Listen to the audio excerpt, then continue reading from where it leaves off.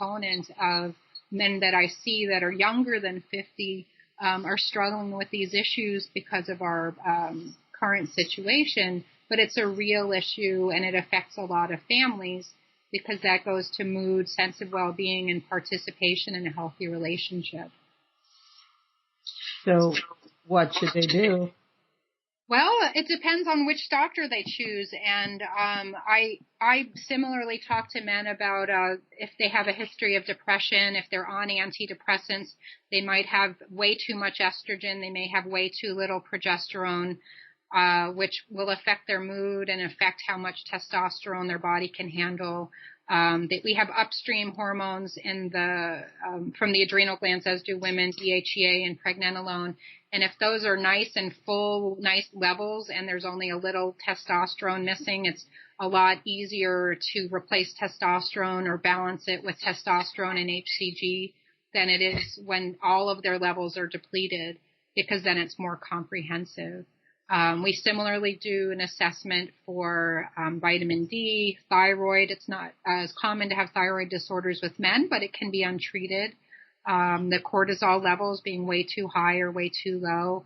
Find out, are they working out? If they're working out really hard at the gym all the time, they might be overdoing it because that hard exercise uses up their testosterone and it'll make them tired and it'll make their libido be not as much as they would like. And men who don't exercise at all are not going to feel good because they're going to be making more estrogen and getting fatter and having more erectile dysfunction issues.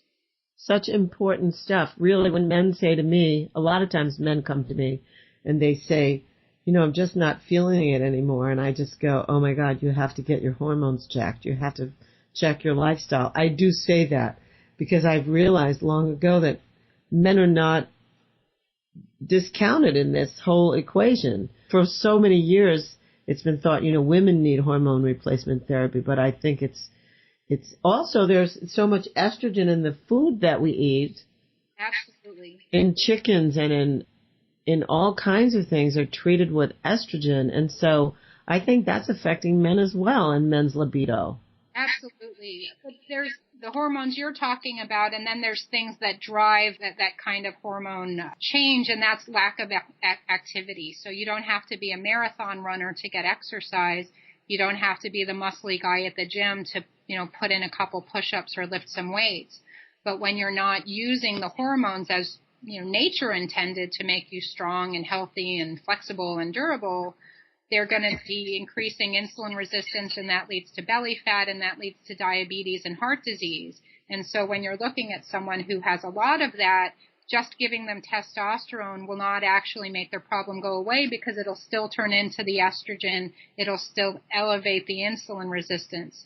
So I have seen men who have problems with this and the low testosterone who've gone to a doctor who doesn't understand the interrelated dynamic of life and lifestyle and hormones and driven high amounts of testosterone into them only to have them become more estrogenic, more insulin resistant, and having more acne and having more bad moods, and their ability to have a healthy libido or even just have a healthy erection hasn't changed very much. But they do get upset about it, and then that drives their self-esteem and anger issues because they don't know why it's not working for them. And then they get a prescription for Cialis or Viagra, and they think that everything's going to go away. Amazing stuff.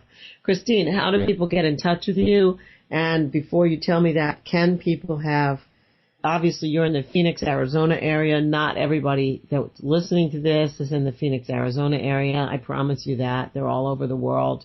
My listeners come from everywhere. So how can they get in touch with you, and would you be willing to talk to them on the phone or over Skype to advise them on what they can do if they fall into any of the descriptions and the categories that you talked about?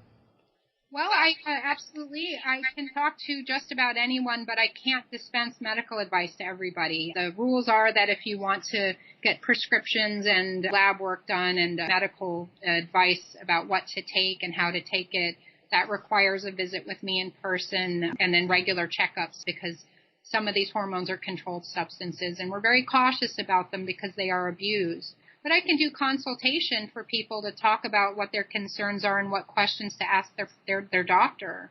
That's exactly what I want. I want people to be able to speak to somebody as knowledgeable as you and know what questions to ask. Hormone replacement is not equally available outside of the United States. And so I see those patients once or twice a year, and they come visit me, and then they arrange to have their hormones sent to them via the pharmacy or a family member.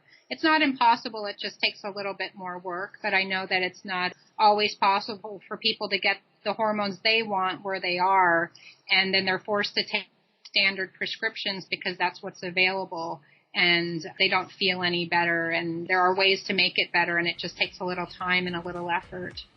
Beautiful. Thanks so much. So Christine Hicks, thanks for being my guest today. It was a pleasure having you. It's so much material. I hope people listen to this show a couple of times to really get in touch with what's needed and necessary for them. Everybody, this is Laurie Handler signing off for Sex and Happiness. I'll see you on my next show, and I'll have another amazing expert, something having to do with your sex and happiness. Thank you for listening.